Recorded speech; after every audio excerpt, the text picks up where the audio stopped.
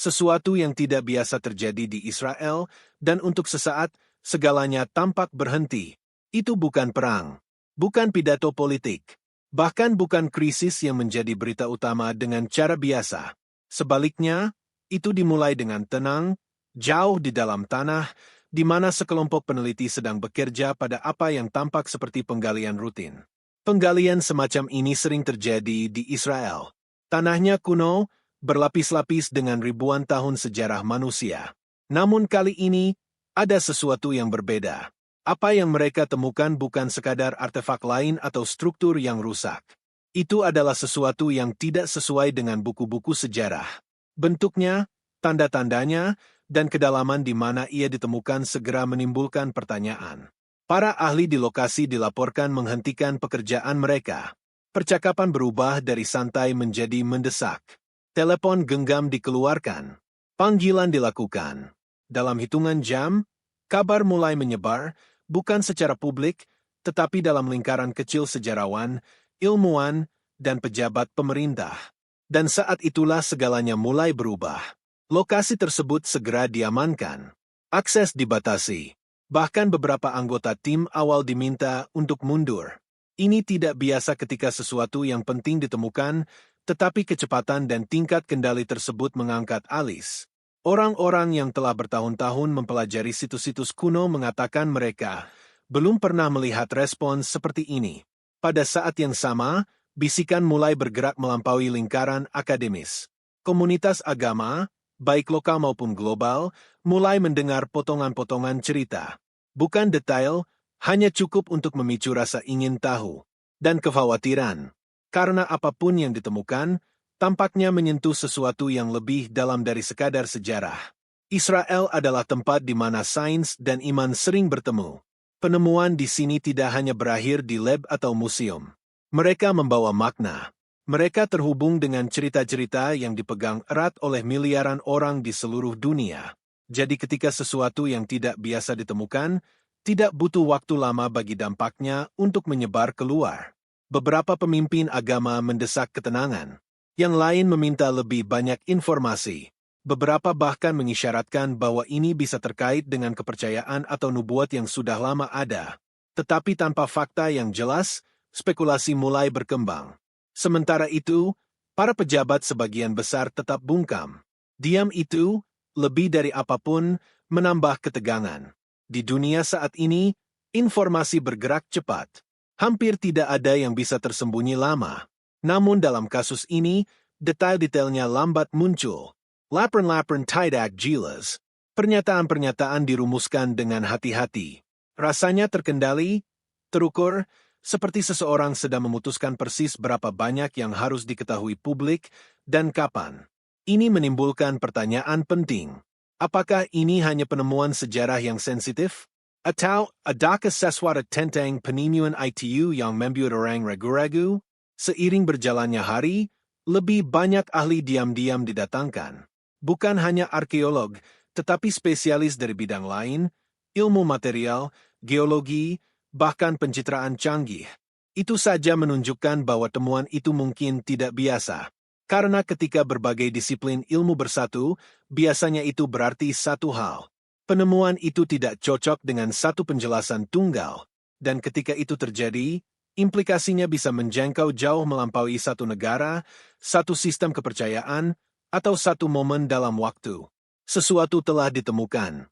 Sesuatu yang membuat para profesional berpengalaman berhenti, berpikir, dan mempertimbangkan kembali apa yang mereka ketahui. Tapi apa sebenarnya itu? Dan mengapa hal itu tampaknya membuat begitu banyak orang gelisah? Pada awalnya, hanya potongan-potongan informasi yang lolos. Bukan laporan resmi. Bukan pernyataan yang dikonfirmasi.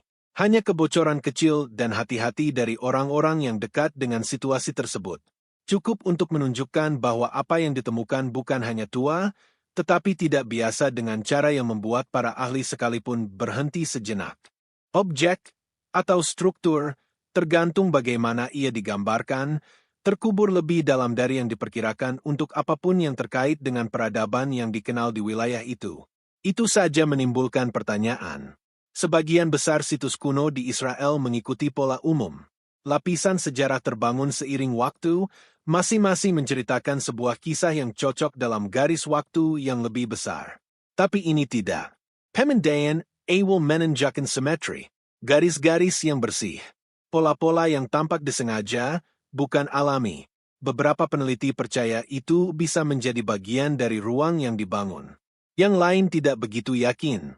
Bahannya sendiri tidak cocok dengan batu atau logam umum yang digunakan di daerah itu ribuan tahun yang lalu. Saat itulah penyelidikan berubah. Sampel diambil dengan hati-hati. Tidak terburu-buru. Tidak disebarluaskan. Menurut diskusi internal, komposisinya tidak langsung cocok dengan apapun yang dikenal.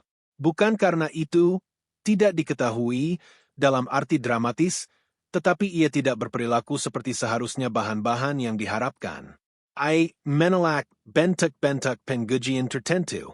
Detail itu, lebih dari yang lain, menarik perhatian. Karena dalam sains, resistensi terhadap analisis jarang terjadi. Sebagian besar bahan mengungkapkan strukturnya di bawah tekanan, panas, atau pencitraan. Tapi di sini, hasilnya kembali tidak lengkap. Tidak konsisten. Seolah-olah objek tersebut berinteraksi dengan alat-alat uji dengan cara yang tidak terduga. Secara alami, lebih banyak ahli didatangkan. Kali ini, bukan hanya tim lokal. Undangan diam-diam dikirim ke spesialis di luar wilayah. Orang-orang dengan pengalaman dalam material canggih, geologi bumi dalam, dan bahkan fisika eksperimental. Jenis ahli yang biasanya disediakan untuk proyek-proyek tingkat tinggi. Namun, tidak ada pengumuman publik yang dibuat.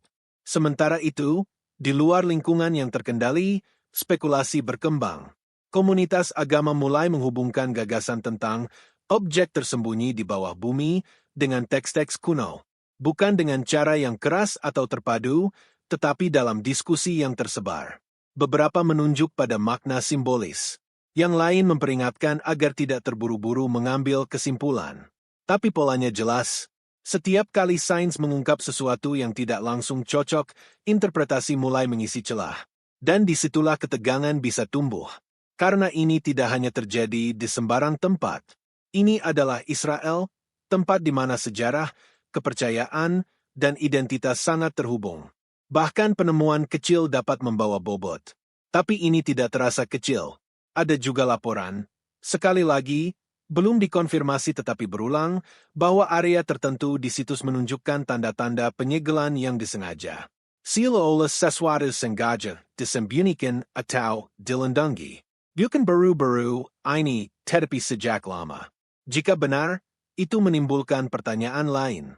Siapa yang memiliki pengetahuan dan kemampuan untuk menciptakan sesuatu seperti ini dan kemudian menguburnya begitu dalam? Dan mengapa? Pada saat yang sama, para pejabat tetap berhati-hati. Tidak ada penyangkalan. Tidak ada konfirmasi. Hanya keheningan yang terkendali. Pendekatan itu terkadang dapat menenangkan situasi. Namun dalam kasus ini, tampaknya melakukan yang sebaliknya. Karena ketika orang-orang merasakan bahwa sesuatu yang penting sedang dikelola di balik layar, rasa ingin tahu tidak akan pudar.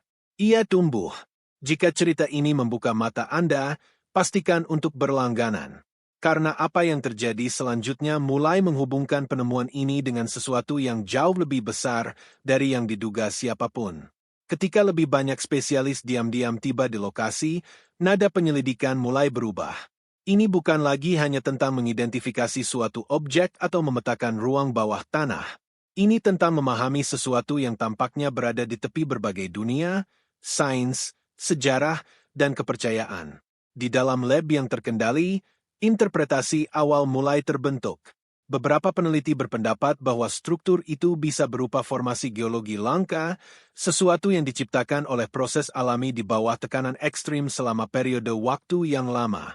Itu akan menjelaskan kedalamannya, bahkan mungkin menjelaskan bagian dari komposisinya yang tidak biasa. Tapi itu tidak menjelaskan simetrinya. Formasi alami bisa jadi indah, bahkan kompleks. Namun mereka jarang menunjukkan pola berulang yang dilaporkan telah diamati di sini. Garis lurus, pentak seimbang, sudut yang tampak hampir disengaja. Para ahli lain cenderung pada asal-usul buatan manusia. Tapi itu datang dengan masalahnya sendiri. Jika itu dibangun, Itu tidak sesuai dengan metode bangunan yang dikenal dari peradaban kuno di wilayah itu. Kedalamannya saja akan membutuhkan alat dan teknik yang jauh lebih maju daripada yang tercatat dalam sejarah. Namun, tidak ada bukti jelas tentang budaya pendukung yang mampu menghasilkan sesuatu seperti ini pada waktu itu. Ini menciptakan perpecahan yang tenang, bukan konflik tetapi ketegangan antara penjelasan. Dan di luar lingkaran ilmiah, ketegangan itu mulai menyebar. Para sarjana agama mulai mengajukan pertanyaan-pertanyaan hati-hati. Bukan klaim, bukan deklarasi, hanya pertanyaan. Beberapa menunjukkan bahwa sepanjang sejarah, penemuan di wilayah ini sering mengubah pemahaman, bukan hanya tentang peristiwa, tetapi tentang makna, tentang garis waktu, tentang bagaimana cerita-cerita ditafsirkan. Yang lain mendorong pengendalian diri. Mereka mengingatkan komunitas bahwa tidak setiap penemuan memiliki signifikansi spiritual. Bahwa terkadang, yang tidak diketahui hanyalah tidak diketahui. Tetap saja, hubungan itu sulit untuk diabaikan. Karena ketika sesuatu menantang garis waktu yang sudah mapan, ia juga menantang kerangka yang dibangun di sekitarnya. Dan kerangka itu tidak hanya bersifat akademis. Itu bersifat pribadi. Bagi jutaan orang, sejarah tanah ini terikat pada identitas, kepercayaan, dan tujuan. Jadi ketika sebuah penemuan menimbulkan kemungkinan kecil untuk menulis ulang sebagian dari sejarah itu, penemuan itu tidak akan tetap terkurung dalam laporan lab. Ia bergerak ke dalam percakapan, ke dalam pertanyaan yang ditanyakan orang secara diam-diam, ke dalam pikiran yang mungkin tidak mereka bagikan dengan suara keras. Sementara itu, di balik pintu tertutup, kolaborasi meningkat. Para ilmuwan yang biasanya bekerja di bidang yang terpisah sekarang saling membandingkan catatan. Data geologi sedang dipelajari bersama analisis struktural. Hasil pencitraan diperiksa silang dengan pembacaan lingkungan dari tanah di sekitarnya. Tingkat koordinasi ini menunjukkan satu hal. Tidak ada penjelasan tunggal yang cukup. Pada saat yang sama, detail-detail kecil namun penting mulai muncul. Pembacaan suhu di dekat bagian struktur tampak sedikit berbeda dari area sekitarnya. Tidak drastis, cukup untuk diperhatikan. Beberapa instrumen mendeteksi ketidakteraturan samar, sekali lagi, tidak ekstrim, tetapi cukup konsisten untuk menarik minat. Secara individual, detail ini berarti sedikit. Bersama-sama, mereka melukiskan gambaran yang sulit untuk diabaikan. Sesuatu tentang penemuan ini tidak berperilaku sepenuhnya dapat diprediksi. Itu tidak membuatnya misterius dalam arti dramatis. Itu membuatnya kompleks. Dan kompleksitas seringkali membutuhkan waktu untuk dipahami. Namun waktu adalah hal yang tepat dirasakan banyak orang tidak mereka miliki. Karena ketika kabar terus menyebar, perhatian dari luar komunitas ilmiah dan agama mulai bertumbuh. Dan tidak semua perhatian itu bersifat tenang. Beberapa pemerintah mulai mengajukan pertanyaan mereka sendiri, tidak secara publik, tetapi melalui saluran diplomatik. Permintaan pembaruan, tawaran kolaborasi, bahkan pertanyaan halus tentang akses, yang memunculkan isu yang lebih dalam. Ketika sebuah penemuan berpotensi mempengaruhi tidak hanya pengetahuan, tetapi persepsi tentang sejarah, tentang keyakinan, tentang kekuasaan, siapa yang mengendalikan informasi itu? Dan yang lebih penting, siapa yang memutuskan maknanya? Pada tahap ini, situasinya tidak lagi hanya tentang satu lokasi penggalian. Itu telah menjadi sesuatu yang lebih sensitif, sesuatu yang berada di persimpangan antara sains dan perhatian global. Dan ketika itu terjadi, bahkan keheningan menjadi sebuah sinyal. Di dalam lingkaran pemerintah, nadanya hati-hati tetapi aktif. Permintaan pembaruan tidak bersifat publik, tetapi gigih. Bukan tuntutan, tetapi pertanyaan terstruktur. Jenis yang menunjukkan minat tanpa mengungkapkan maksud. Di permukaan, itu sederhana. Permintaan informasi ilmiah. Prosedur standar untuk penemuan yang tidak biasa. Namun, jumlah permintaan mensurikan kisah lain. Banyak negara sekarang memperhatikan. Bukan karena fakta yang dikonfirmasi, tetapi karena ketidakpastian. Dalam urusan global, ketidakpastian seringkali lebih penting daripada kepastian. Penemuan yang dikonfirmasi dapat dipelajari. Laporan yang diklasifikasikan dapat disembunyikan. Tetapi sesuatu yang tidak jelas sesuatu yang masih terbentuk, menciptakan ruang untuk interpretasi. Dan ruang itu menarik perhatian dengan cepat, terutama ketika lokasinya sensitif secara historis dan politis seperti Israel. Para ahli kebijakan internasional sering mengatakan bahwa wilayah dengan akar sejarah yang dalam membawa bobot tambahan ketika penemuan baru muncul. Bukan hanya karena alasan budaya, tetapi karena sejarah di tempat-tempat itu terkait erat dengan identitas dan pengaruh modern. Jadi ketika laporan menunjukkan bahwa sesuatu yang berpotensi signifikan telah ditemukan di bawah tanah, bahkan tanpa konfirmasi penuh, itu secara alami bergerak melampaui minat akademis. Ada juga kekhawatiran strategis, bukan tentang objek itu sendiri, tetapi tentang apa yang mungkin diwakilinya jika signifikansinya tumbuh. Mungkinkah itu mengubah narasi sejarah? Mungkinkah itu mempengaruhi pemahaman budaya? Mungkinkah itu mengubah bagaimana garis waktu kuno dipandang? Ini bukan pertanyaan sains saja. Mereka menjadi pertanyaan tentang interpretasi, kepemilikan pengetahuan, dan bahkan diplomasi. Sementara itu, di dalam tim ilmiah, komunikasi menjadi lebih terbatas. Bukan dengan cara yang dramatis, tetapi dengan cara prosedural. Lebih sedikit pembaruan bersama. Dokumentasi yang lebih terkontrol. Akses terbatas pada personal penting. Ini tidak biasa ketika penelitian sedang berlangsung, tetapi di sini itu menambah kesan bahwa sesuatu yang penting masih sedang dievaluasi dengan hati-hati. Pada saat yang sama, lembaga akademis internasional secara diam-diam meminta kolaborasi. Beberapa tawaran diterima dalam bentuk terbatas. Yang lain ditunda atau tidak dijawab. Polanya halus, tetapi jelas. Informasi bergerak perlahan keluar, tetapi kendali atas arus itu tetap ketat. Dan itu memunculkan pertanyaan yang akrab dalam investigasi global. Kapan penelitian ilmiah berhenti menjadi sekadar sains? Dan kapan ia menjadi sesuatu yang perlu dikelola secara berbeda? Di luar saluran resmi, spekulasi terus berkembang, tetapi tidak lagi hanya lokal. Media internasional mulai mengambil potongan-potongan cerita. Bukan laporan yang dikonfirmasi, tetapi petunjuk tentang aktivitas yang tidak biasa, peningkatan keamanan, dan akses terbatas ke situs yang sudah dikenal karena kedalaman historisnya. Setiap penyebutan menambah bobot pada gagasan bahwa sesuatu yang berarti sedang terungkap. Namun tanpa kejelasan, interpretasi kembali mengisi celah. Beberapa membingkainya sebagai terobosan arkeologi besar yang menunggu verifikasi. Yang lain menyarankan itu dapat membentuk kembali pemahaman tentang teknik bangunan kuno. Beberapa melangkah lebih jauh, menghubungkannya secara longgar dengan diskusi yang lebih luas tentang pengetahuan yang hilang dan kesenjangan sejarah. Tetap saja, tidak satu pun dari ide-ide ini yang dikonfirmasi. Dan ketidakpastian itu tetap menjadi kekuatan paling kuat dalam seluruh situasi. Karena ketika fakta terbatas, persepsi tumbuh lebih cepat daripada bukti. Dan dalam kasus ini, persepsi sudah menyebar melintasi batas.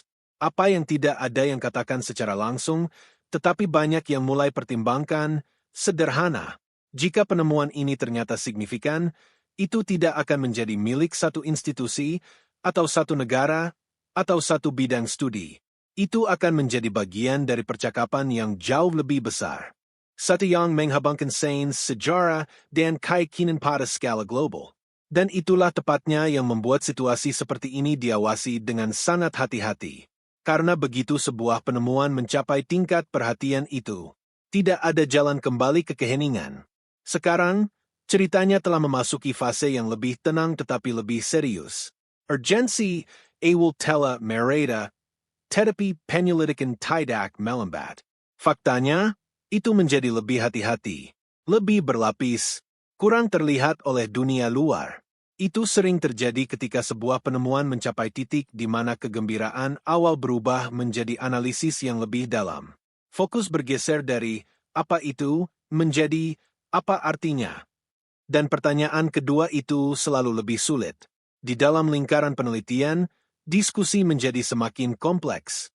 Beberapa ahli masih cenderung pada penjelasan alami. Yang lain mempertahankan gagasan tentang struktur buatan manusia, meskipun tanpa kecocokan historis yang dikenal. Tapi ada kelompok ketiga, lebih kecil, lebih hati-hati, yang menghindari kesimpulan yang kuat. Posisi mereka sederhana.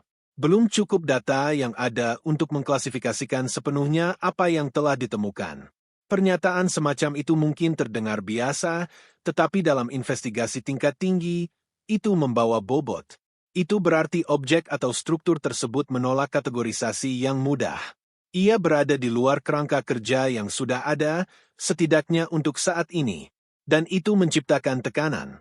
Karena institusi, baik ilmiah maupun pemerintahan, bergantung pada klasifikasi, pada pemahaman, pada menempatkan sesuatu ke dalam kategori yang diketahui sehingga mereka dapat dipelajari dan dikomunikasikan. Ketika sesuatu tidak cocok, itu memaksa jeda. Bukan berhenti, tapi jeda. Sementara itu, di luar lingkungan yang terkendali, implikasi yang lebih luas mulai muncul secara diam-diam. Salah satu topik yang paling sensitif adalah interpretasi sejarah. Tanah Israel mengandung lapisan peradaban, masing-masing berkontribusi pada garis waktu yang panjang dan dipelajari secara mendalam. Arkeologi di sini tidak hanya akademis, ia terhubung langsung dengan pemahaman sejarah global. Jadi setiap penemuan yang menantang atau menambah kompleksitas pada garis waktu itu ditangani dengan hati-hati.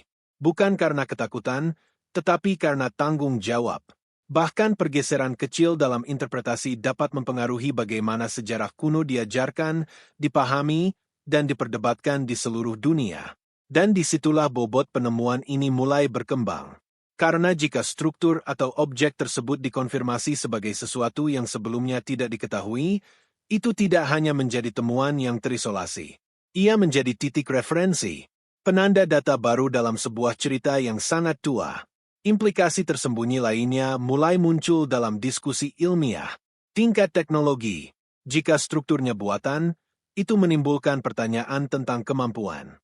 Bukan kemampuan modern, tetapi kemampuan kuno. Pengetahuan seperti apa yang diperlukan untuk menciptakan sesuatu seperti ini, terutama pada kedalaman itu, dan jika itu tidak diciptakan oleh peradaban yang dikenal, lalu apa artinya bagi model sejarah saat ini? Ini bikin kesimpulan. Mereka adalah pertanyaan. Namun dalam penelitian, terkadang pertanyaan lebih kuat daripada jawaban. Karena mereka mendorong batas-batas. Mereka memaksa evaluasi ulang. Dan perlahan, diam-diam, mereka mengubah arah studi itu sendiri.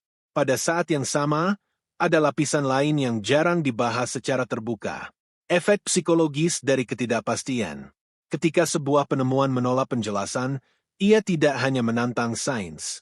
Ia menantang kepercayaan pada struktur pengetahuan yang ada.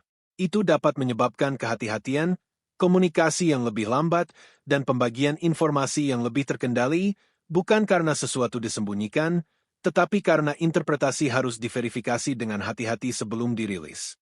Tetap saja, tidak adanya informasi publik yang jelas menciptakan ruang bagi spekulasi untuk tumbuh lagi. Dan kali ini, itu lebih global. Tidak hanya terfokus pada apa yang ditemukan, tetapi pada apa yang bisa diwakilinya jika dikonfirmasi.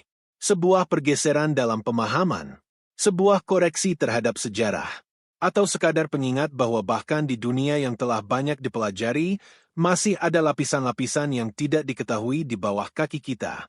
Saat penyelidikan berlanjut, satu hal menjadi lebih jelas. Bagian terpenting dari penemuan ini mungkin bukanlah apa yang telah ditemukan, tetapi apa yang memaksa orang untuk mempertimbangkan kembali tentang sejarah, tentang pengetahuan, dan tentang berapa banyak masa lalu yang masih menunggu untuk dipahami. Dan di suatu tempat di dalam ketidakpastian itu, satu pertanyaan terakhir tetap tidak terjawab. Jika sesuatu yang begitu penting tersembunyi selama ini, apakah ia pernah dimaksudkan untuk ditemukan sama sekali? Jika cerita ini membuka mata Anda, pastikan untuk berlangganan. Karena apa yang akan kita temukan selanjutnya dapat sepenuhnya membentuk kembali cara kita berpikir tentang sejarah kuno.